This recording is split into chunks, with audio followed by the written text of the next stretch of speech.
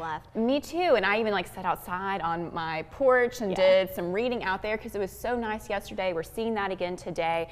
So really get outside and enjoy that kind of weather. And you never know how long in our area, how long fall will last. Sometimes it can be for a month. Sometimes it might be 2 weeks, and then all of a sudden the temperatures drop a whole bunch. So definitely enjoy it while you can. All right, thank you, Allison. Still a very situation, though, south of us, where search and rescue efforts are still taking place along the Florida Panhandle after Hurricane Michael left miles and miles of damage.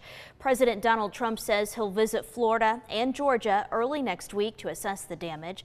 Michael struck the area as a Category 4 hurricane earlier this week. The storm then raced through Georgia, the Carolinas, and onto Virginia. Right now, hundreds of people are still without power. And 2 Red Cross volunteers from the Tennessee Valley are on their way to hurricane-impacted areas. Our Tim Pham has been following their journey to the Panhandle. He joins us now live from Macon, Georgia. Seeing the destruction Michael left behind was enough to convince these volunteers from the Tennessee Valley to lend a hand. It's a calling. It's you see things and you see what's on TV, and there's just, like, for me, there is no option. I have to go. Wendy Bobak and Gail Cunningham loaded up their truck in Chattanooga and gathered what they needed to deploy to hurricane-impacted areas. We just have to be there for them and show them that we care, and just treat them with dignity and respect at all times. Many people are still in the dark, and food and other resources are scarce. Red Cross volunteers work in shelters, assist in cleanup, and do whatever task is needed. It's just the pain that the people are going through, and I tried to make it just a little bit easier. I can't say that I know what they're going through, but I try to just be confident to those people. Rebuilding could take months, but these volunteers know what they can provide now is hope.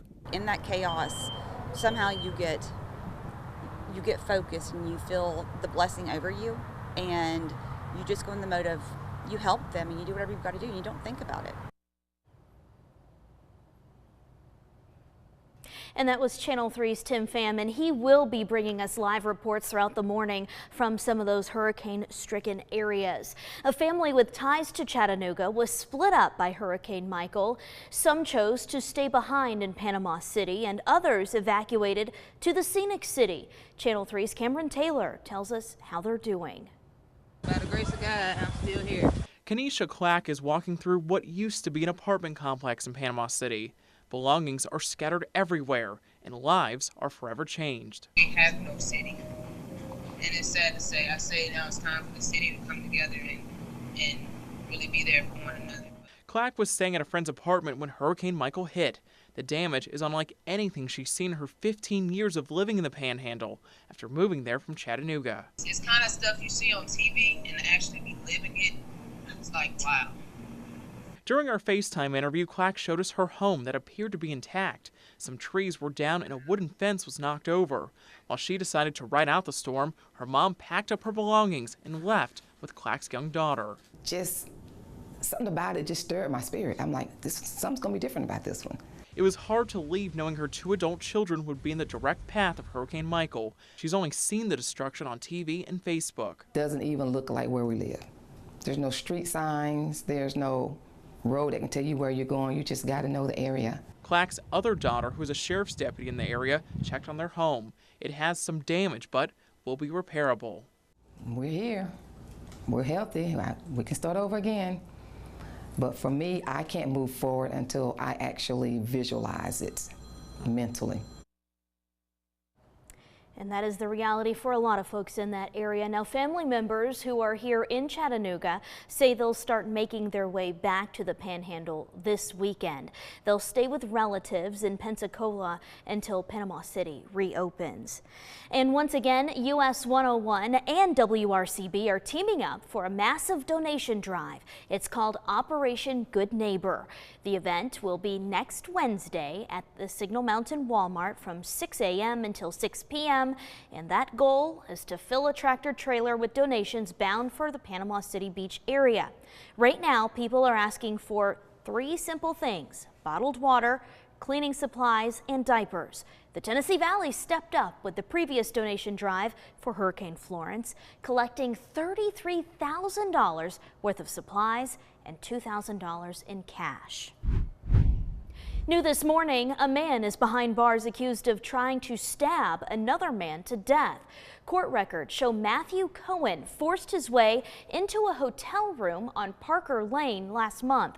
That's when the victim told police he was stabbed. Police say a watch and cash were taken from the room.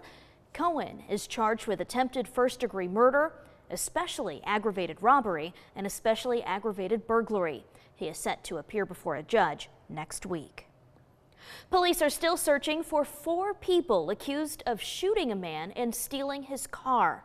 This happened on the 7100 block of Bonnie Oaks Drive around 7:30 Friday morning. When police arrived, they found the man with a minor gunshot wound. The victim says he was approached by 4 individuals with guns pointed at him who demanded money. The victim says his vehicle was also stolen. Chattanooga police say they'll release more information when it becomes available. Chattanooga police say they have now arrested a second person in connection with a deadly shooting on Portland Street.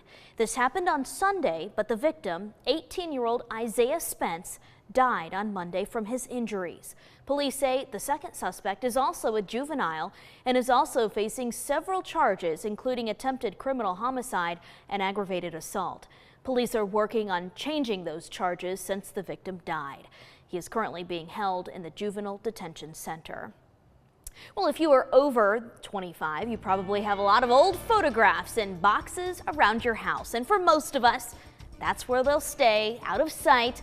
Coming up after the break, our consumer technology reporter Jamie Tucker shows us how to enjoy those photos without ever going through the box.